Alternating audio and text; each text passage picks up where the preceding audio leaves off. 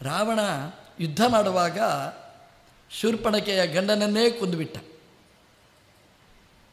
ಗೊತ್ತಾಗಲಿಲ್ಲ ಅವನಿಗೆ, ನನ್ನ ಭಾವ ಯಾರು ಅಭಾವ ಯಾರು ಅಂತ ಗೊತ್ತಾಗಲಿಲ್ಲ. ದೇವರು 10 ತಲೆ ಕೊಟ್ಟಿದ್ದಾರೆ, ತಲೆಗೆ ಹತ್ತಲೇ ಇಲ್ಲ ಅವನಿಗೆ. ಯಾರು ಗಂಡ ಯಾರು ಭಾವ ಅಲ್ಲ ಗೊತ್ತಾಗಲೇ ಇಲ್ಲ ಅವನಿಗೆ. ತಲೆ ಎಷ್ಟಿದ್ರೆ ಏನ್ರಿ, 10 ತಲೆ ಅಂದರೆ 10 ಕಡೆ ತಲೆ ಅವನಿಗೆ, ಟೆನ್ಷನ್ಮಯ. ಹಾಗಾಗಿ ಅವನು ಏನು ರಾಜ್ಯಭಾರ ಮಾಡ್ತಾನೆ, ಏನು ಮಾಡ್ತಾನೆ ಅವನು.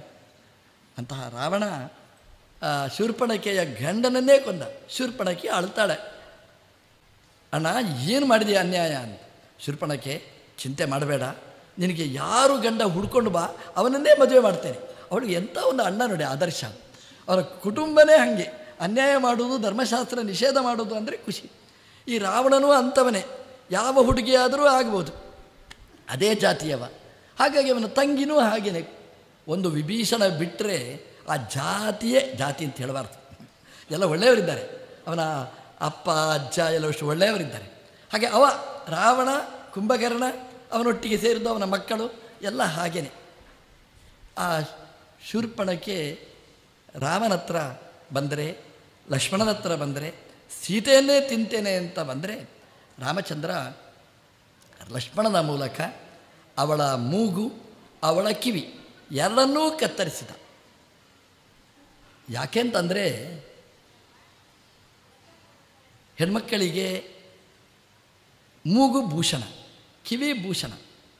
ಹಾಗಾಗಿ ಆ ಮೂಗಿಗೆ ಮುತ್ತು, ಓಲೆ ಅದೆಲ್ಲ ಇಡ್ತೇವೆ, ಕಿವಿಗೆ ಎಲ್ಲ ಇಡ್ತೇವೆ, ಅಲಂಕಾರ ಮಾಡಿಕೊಳ್ಳಲಿಕ್ಕಿದೆ. ಈ ಶೂರ್ಪಣಖೆಗೆ ಶಿಕ್ಷೆ ಏನು ಕೊಟ್ಟ ದೇವರು ಅಂತಂದರೆ, ಶೂರ್ಪಣಖೆ ನಿನಗೆ ಎರಡೂ ಬೇಡ ಅಂತ, ನಿನಗೆ ಕಿವಿಯೂ ಬೇಡ, ಎಷ್ಟು ಹೇಳಿದ್ರೂ ನಿನಗೆ ಉಪದೇಶ ಹಿಡಿಸುವುದಿಲ್ಲ. ಹಾಗಾಗಿ ನಿನಗೆ ಶಾಸ್ತ್ರವಿಧಿ ನಿನಗೆ ಹಿಡಿಸುವುದಿಲ್ಲ ಅಂತ ಆದರೆ ನಿನಗೆ ಕಿವಿ ಕೊಟ್ಟದ್ದು ಯಾಕೆ ವ್ಯರ್ಥ ಅಂತ ಅದನ್ನು ಲಕ್ಷ್ಮಣನ ಮೂಲಕ ಸಂಹಾರ ಮಾಡಿಸಿದ, ಆ ಕಿವಿಯನ್ನು ಕತ್ತರಿಸಿದ. ಮೂಗು ನಿನಗೆ ಬೇಕಾಗಿಲ್ಲ ಅಂತ. ಯಾಕೆಂತಂದರೆ ಆ ಮೂಗಿನಿಂದ ಪ್ರಾಣದೇವರ ಉಪಾಸನೆ ಮಾಡಬೇಕಾದ್ದು, ಪ್ರಾಣದೇವರಿಗೆ ಇಷ್ಟರಾದ ರಾಮದೇವರ ಉಪಾಸನೆ ಮಾಡಬೇಕಾದ್ದು, ಹಂಸನ ಉಪಾಸನೆ ಮಾಡಬೇಕಾದ್ದು. ನೀನು ಮಾಡೋದಿಲ್ಲ ಅಂತಂದ ಮೇಲೆ ನಿನಗೆ ಮೂಗೂ ಬೇಡ, ನಿನಗೆ ಕಿವಿಯೂ ಬೇಡ, ಎರಡನ್ನೂ ಕೂಡ ಕತ್ತರಿಸಿದ. ಇನ್ನು ಲಕ್ಷ್ಮಣನ ಮೂಲಕ ದೇವರು ಮಾಡಿಸಿದ ಅಂತ. ದೇವರ ಕೆಲಸನೇ ಹಾಗೆ, ದೇವರು ಮಾಡಿಸುವವ ಅಂತ ದಾಸರೆಲ್ಲ ಚೆನ್ನಾಗಿ ವರ್ಣಿಸಿದ್ದಾರೆ. ದೇವರು ಮಾಡ್ತಾನೆ, ಮಾಡಿಸ್ತಾನೆ. ದೇವರ ಕ್ರಮ ಅಂದರೆ ಹಾಗೆ. ದೇವರು ಎದುರು ಬಂದು ಮಾಡುವುದಿಲ್ಲ, ಒಳಗೆ ಕೂತು ಅಂತರ್ಯಾಮಿಯಾಗಿ ನಿಂತು ಮಾಡ್ತಾನೆ. ಒಳ್ಳೆದಿರ್ಬೋದು, ಕೆಟ್ಟದಿರ್ಬೋದು. ನಮ್ಮದು ಹಾಗಲ್ಲ, ಏನಿದ್ರೂ ಕೆಟ್ಟದಿದ್ದರೆ ಗುಟ್ಟಲ್ಲಿ, ಒಳ್ಳೆಯದು ಮಾಡಿದರೆ ಗೊತ್ತಾಗುವ ಹಾಗೆ ಫೋಟೋಗೆ ಫೋಸ್ ಕೊಟ್ಟು ಮಾಡ್ತೇವೆ ನಾವು. ದೇವರದು ಹಾಗೇನಿಲ್ಲ, ಎಲ್ಲವೂ ಹಾಗೇನೆ ಅಂತರ್ಯಾಮಿಯಾಗಿ ಮಾಡ್ತಾನೆ, ಮಾಡಿಸ್ತಾನೆ. ತಾನು ಮಾಡ್ತಾನೆ, ಒಳಗೆ ಕೂತು ಮಾಡಿಸ್ತಾನೆ ಇನ್ನೊಬ್ಬರ ಮೂಲಕ. ಈ ಗುಣವನ್ನು ನಾವು ಅನುಸಂಧಾನ ಮಾಡಬೇಕು. ನಾನು ಮಾಡಿದೆ ಅಂತ ನಾವು ಚಿಂತನೆ ಮಾಡಬಾರ್ದು. ನಮ್ಮೊಳಗೆ ಕೂತು ದೇವರು ಮಾಡಿಸ್ತಾನೆ, ಅವನು ಮಾಡಿಸ್ತಾನೆ. ಮಾಡದೇ ಆ ಕ್ರೆಡಿಟ್ ತಗೊಳ್ಳೋದಿಲ್ಲ, ತಾನು ಮಾಡ್ತಾನೆ, ಮಾಡಿಸ್ತಾನೆ. ಅದನ್ನು ಲಕ್ಷ್ಮಣ ದೇವರ ಮೂಲಕ ಮಾಡಿಸ್ತಾನೆ, ತಾನು ಅಲ್ಲಿ ನಿಂತು ಮಾಡ್ತಾನೆ. ಹಾಗಾಗಿ ಶೂರ್ಪಣಖೆಗೆ ಶಿಕ್ಷೆ ಕೊಟ್ಟ. ದೇವರ ಶ್ರೇಷ್ಠತ್ವವನ್ನು ನಾವು ಚಿಂತನೆ ಮಾಡಬೇಕಾದ್ದು. ತಾಟಕೆಯನ್ನು ಕೊಂದ. ವಿಶ್ವಾಮಿತ್ರರು ಹೇಳಿದರು ತಾಟಕೆಯನ್ನು ಕೊಲ್ಲು ಅಂತ. ವಿಶ್ವಾಮಿತ್ರ ಪ್ರೇರಣೆಯ ಅಂತ ತಾಟಕೆಯನ್ನು ಕೊಂದ. ಏನರ್ಷಿ ಪ್ರಿಯಕಾರಿಣ ಸಂಹಾರ ಮಾಡಿದ ತಾಟಕೆಯನ್ನು. ಶೂರ್ಪಣಖೆಯನ್ನು ಕೊಲ್ಲಿಲ್ಲ. ಹಾಗಾಗಿ ಹೆಣ್ಮಕ್ಕಳೆಲ್ಲ ರಾಮದೇವರಿಗೆ ಕೃತಜ್ಞರಾಗಿರಬೇಕು. ಎಷ್ಟೋ ಕಾರುಣ್ಯ ರಾಮದೇವರಿಗೆ ಅಂತ. ಅಷ್ಟು ಅನ್ಯಾಯ ಮಾಡಿದವಳಾದರೂ ಕೂಡ, ಶಾಸ್ತ್ರದ ವಿಧಿಯನ್ನು ಮೀರಿ ನಿಂತವಳಾದರೂ ಕೂಡ ರಾಮದೇವರು ಸಂಹಾರ ಮಾಡಲಿಲ್ಲ. ಆ ಶೂರ್ಪಣಖೆಯನ್ನು ಉಳಿಸಿದ. ಮೂಗು ಮಾತ್ರ ಕತ್ತರಿಸಿದ ಹೊರತು ಉಸಿರನ್ನು ಕಟ್ ಮಾಡಲಿಲ್ಲ. ಆ ವ್ಯವಸ್ಥೆಯನ್ನು ಮಾಡಿದ, ಬದುಕಲಿಕ್ಕೆ ಅವಕಾಶ ಮಾಡಿಕೊಟ್ಟ, ಬದುಕಬೇಕು ಅಂತಲೇ ಅವಕಾಶ ಮಾಡಿಕೊಟ್ಟ. ಅದನ್ನು ರಾಯರು ಚೆನ್ನಾಗಿ ಹೇಳ್ತಾರೆ. ವಿಕರ್ಣ ಗೋಣ ಕಚರಿ ಬಂಧುವನ್ನು ನಿಹತ್ಯ. ಆ ಶೂರ್ಪಣಖೆಯನ್ನು ಕೊಲ್ಲಿಲ್ಲ, ಅವಳ ಕರ್ಣ ಮತ್ತು ಗೋಣ ಅಂದರೆ ಗೋಣ, ನಾಸಾಚ, ನಾಸಿಕ. ಗೋಣ ಅಂದರೆ ಮೂಗು. ನಮ್ಮಲ್ಲಿ ಬೈಯುವ ಶಬ್ದ ಗೋಣ ಅಂತ ಬೈತಾರೆ. ಗೋಣ ಅಂತ ಬೈದು ಯಾಕೆ ಅಂತಂದರೆ ಉಸಿರಾಡ್ತೀಯ ಅಷ್ಟೇ, ಕೆಲಸ ಏನು ಮಾಡೋದಿಲ್ಲ ಅಂತ ಆದಾಗ ಬೈಯುವ ಶಬ್ದ ಅದು. ವಿಕರ್ಣ ಗೋಣ, ನಿನಗೆ ಮೂಗೂ ಬೇಡ ಕಿವಿಯೂ ಬೇಡ ಅಂತ ಅದನ್ನು ದೇವರು ಕತ್ತರಿಸಿದ ಅಷ್ಟೇ ಹೊರತು ಆ ಮೂಗಿನ ಮೂಲಕ ಉಸಿರಾಟವನ್ನು ನಿಲ್ಲಿಸಲಿಲ್ಲ, ಬದುಕಲಿಕ್ಕೆ ಅವಕಾಶ ಮಾಡಿಕೊಟ್ಟ. ಅಲ್ಲಿ ಮಾರೀಚ ಇದ್ದಂದರೆ ಈಗಲೂ ಇದ್ದಾನೆ. ಆ ಮಾರೀಚನನ್ನು ವಾಯವ್ಯಾಸ್ತ್ರದಿಂದ ಈ ಗೋಕರ್ಣಕ್ಕೆ ತಂದು ಹಾಕಿದ್ದ. ಅದನ್ನು ರಾಯರು ಎಷ್ಟು ಚೆನ್ನಾಗಿ ಹೇಳ್ತಾರೆ ಅಂತಂದರೆ ನೆನಪಿಸ್ತಾರೆ. ಆ ಮಾರೀಚ ಇದ್ದ, ಅವನನ್ನು ಇಲ್ಲಿಗೆ ವರ್ಗಾವಣೆ ಮಾಡಿದ್ದ. ಆ ಮಾರೀಚಂಚ ನಿಹತ್ಯ, ಇಲ್ಲಿ ಶೂರ್ಪಣಖೆಯನ್ನು ಉಳಿಸಿದ, ಮಾರೀಚನನ್ನು ಸಂಹಾರ ಮಾಡಿದ ಅಂತ. ಶೂರ್ಪಣಖೆಯನ್ನು ಉಳಿಸಿದ ದೇವರು ಅಂತ. ಮಾರೀಚನನ್ನೂ ಉಳಿಸಿದ, ಶೂರ್ಪಣಖೆಯನ್ನೂ ಉಳಿಸಿದ. ಶೂರ್ಪಣಖೆಯನ್ನು ಯಾಕೆ ಉಳಿಸಿದ ಅಂತಂದರೆ ವಾಟ್ಸಪ್ಪು ಮೆಸೇಜ್ ರೂಪದಲ್ಲಿ ಉಳಿಸಿದ, ಊರಿಡೀ ಸುದ್ದಿ ಆಗಲಿ ಅಂತ. ಆ ಶೂರ್ಪಣಖೆ ಈ ಮೂಗನ್ನು ಹಿಡ್ಕೊಂಡು ಹೋಗ್ತಾಳೆ, ಸುಮ್ಮನೆ ಇರಬಾರದ. ರಾಮದೇವರು ಆ ಶೂರ್ಪಣಖೆಯ ಸ್ವಭಾವ ಎಂಥದ್ದು ಅಂತ ಪರಿಚಯ ಆಗಲಿ ಅಂತಲೇ ಇಷ್ಟು ಅರ್ಧಂಬರ್ಧ ಮಾಡಿಟ್ಟಿದ್ದಾರೆ. ಅವಳು ಹೋದ್ಲು, ಕರ ತ್ರಿಶಿರ ದೂಷಣ ಅಲ್ಲೆಲ್ಲ ಹೋದ್ರು. ನೋಡ್ತಾರೆ ಏನು ಅಂತ, ಏನಾಯ್ತಮ್ಮ ಅಂತ. ಅವಳು ಹೇಳ್ತಾಳೆ, ಈಗ ರಾಮ ಅಂತಿದ್ದ, ಅವನು ಹೀಗೆ ಮಾಡಿದ ಅಂತ ಹೇಳ್ತಾಳೆ. ಅವನಿಗೆ ಬತ್ತಿ ಇಡ್ತಾಳೆ, ಅಲ್ಲಿಂದ ಹೋಗ್ತಾಳೆ. ರಾಮದೇವರ ಹತ್ರ ಯುದ್ಧಕ್ಕೆ ಅಂತ ಬರ್ತಾರೆ. ಆ ಶೂರ್ಪಣಖೆ ಇಲ್ಲಿಯೇ ಉಳಿಯುವುದಿಲ್ಲ, ಮತ್ತೆ ಲಂಕೆಗೆ ಹೋಗ್ತಾಳೆ. ರಾವಣನಿಗೆ ತಿಳಿಸ್ತಾಳೆ, ಈ ಕೆಟ್ಟವರು ಅವರು ಕೆಟ್ಟರೆ ಇದ್ದವರನ್ನೆಲ್ಲ ಕೆಡಿಸ್ತಾರೆ. ಅದಕ್ಕೊಂದು ಶೂರ್ಪಣಖೆ ಉದಾಹರಣೆ. ಅವಳಂತೂ ಹಾಳಾಗಿ ಹೋದ್ಲು. ಉಳಿದವರಾದರೂ ಬದುಕಲಿಕ್ಕೆ ಬಿಡಬೇಕಾ ಬೇಡವಾ? ನಾನು ಸತ್ತರೆ ನೀವು ಬದುಕುವುದು ಬೇಡ. ರಾಮದೇವರು ಇವಳನ್ನು ಬದುಕಿಸಿದ್ದಾರೆ. ಇವಳವಳ ಜೀವನೇ ತೆಗೆದ. ಕರ ತ್ರಿಶಿರ ದೂಷಣ ಅವರೆಲ್ಲರನ್ನು ನಿಹತ್ಯ ಅಂತ ರಾಯರು ಹೇಳ್ತಾರೆ.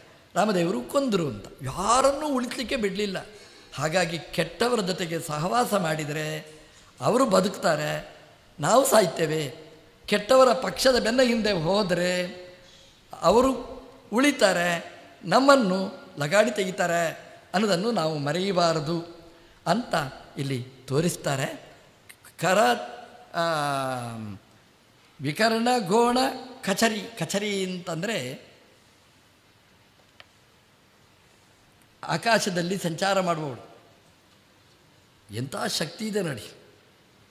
ಅವಳಿಗೆ ನೆಲದ ಮೇಲೆ ಹೋಗುವುದಲ್ಲ, ಕಚರಿ ಅಂತ.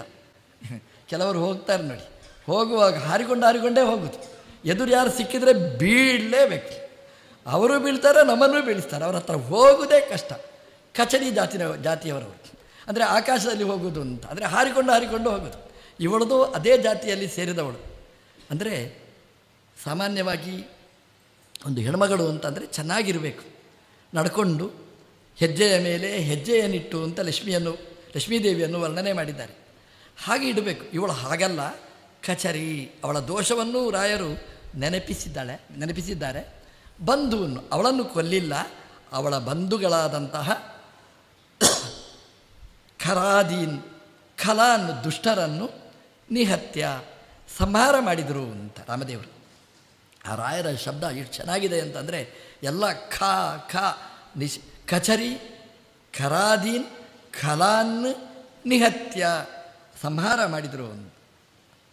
ಸಂಹಾರ ಅಂತಂದರೆ ಎರಡು ರೀತಿಯ ಸಂಹಾರ ಇದೆ. ಒಳ್ಳೆಯವರನ್ನು ಸಂಹಾರ ಮಾಡ್ತಾನೆ ದೇವರು, ಅವರಿಗೆ ಇನ್ನೊಂದು ಜನ್ಮ ಬರ್ತದೆ, ಒಳ್ಳೆಯ ಜನ್ಮ ಬರ್ಬೋದು. ರಾಮದೇವರನ್ನು ಉಪಾಸನೆ ಮಾಡಿದ್ರಿಂದ ಕೊನೆಯ ಕಾಲಕ್ಕೆ ಒಳ್ಳೆಯ ಜನ್ಮ ಬರ್ಬೋದು. ಕೆಲವರು ಇರ್ತಾರೆ, ಅವರು ಅಯೋಗ್ಯರೇ. ನಮ್ಮ ಆಚಾರ್ಯರು ಹೇಳ್ತಾರೆ, ಹತಿ ಸಂಹಾರ ಅಂದರೆ ಏನು? ಅತ ದೈತ್ಯ ಹತಿ ತಮಸಿ ಸ್ಥಿರ. ದೈತ್ಯರನ್ನು ಕೊಲ್ಲುವುದು ಅಂತ ಅಷ್ಟೇ ಅಲ್ಲ, ತಮಸ್ಸಿಗೆ ಕೊಂಡೋಗಿ ಹಾಕ್ತಾನೆ. ತಮಸ್ಸು ಅಂದರೆ ಕತ್ತಲು. ಇಲ್ಲಿದ್ದಾಗಲೂ ಮಾಡಿದ ಕೆಲಸ ಅಷ್ಟೇ ಅವರು, ಕತ್ತಲೆಯ ಕೆಲಸ. ಕತ್ತಲೆಯಲ್ಲಿದ್ದು ಮಾಡಬಾರ್ದ ಕೆಲಸವನ್ನೇ ಮಾಡಿತ್ತು. ಹಾಗಾಗಿ ತಮಸ್ಸಿಗೆ, ಕಗ್ಗತ್ತಲಿನ ಲೋಕದಲ್ಲಿ ಏನು ಅಂತ ಕಾಣುವುದೇ ಇಲ್ಲ. ಇಲ್ಲಿಯೂ ದೇವರನ್ನು ಕಾಣದಿದ್ದಕ್ಕೆ ಕಣ್ಣು ಕೊಟ್ಟರೆ ಉಪಯೋಗ ಇಲ್ಲ ಅಂತ, ದೀಪವನ್ನು ಕೊಟ್ಟರೆ ಉಪಯೋಗ ಇಲ್ಲ ಅಂತ ಕತ್ತಲೆಯ ಲೋಕದಲ್ಲಿ ಅವರನ್ನು ಹಾಕಿದ. ಅಂದರೆ ದುಃಖಮಯವಾದ ಲೋಕದಲ್ಲಿ ಹಾಕಿದ ಅಂತ ರಾಯರು ಅದನ್ನು ಹೇಳ್ತಾರೆ. ಕಲಾನ್ ನಿಹತ್ಯ ಮಾರೀಚಂಚ ನಿಹತ್ಯ. ಈ ಶೂರ್ಪಣಖೆ ರಾವಣನಿಗೆ ಹೋಗಿ ಸುದ್ದಿ ಮುಟ್ಟಿಸ್ತಾಳೆ. ಹೇಳುವಾಗ ಸುದ್ದಿಕಾರರಾಗಬಾರ್ದು, ಅವರು ಸುದ್ದಿ ಮಾಡುವವರಾಗಬಾರ್ದು. ಸುದ್ದಿಯನ್ನು ಹೇಳಬೇಕಷ್ಟೆ. ಆ ಸುದ್ದಿ ಶುದ್ಧವಾಗಿರಬೇಕು ಅವ್ರದ್ದು. ಅವರು ಸುದ್ದಿಕಾರರು. ಈ ಶೂರ್ಪಣಖಿ ಸುದ್ದಿಕಾರರ ಜಾತಿಯಲ್ಲಿ ಸೇರಿದ್ದು. ಅಲ್ಲಿ ಇರುವುದು ಒಂದು, ಹೇಳುವುದು ಮತ್ತೊಂದು. ಇದು ಸುದ್ದಿಕಾರರು.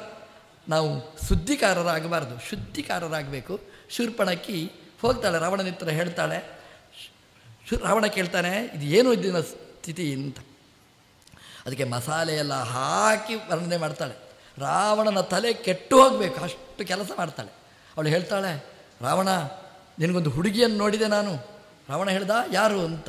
ನನಗೆ ಮದುವೆ ಆಗಿದೆ, ಬೇಕಾದಷ್ಟು ಇದ್ದಾರೆ, ಆದರೂ ದುರಾಸೆ. ಕೇಳ್ತಾನೆ, ಯಾರು ಅಂತ. ಅದು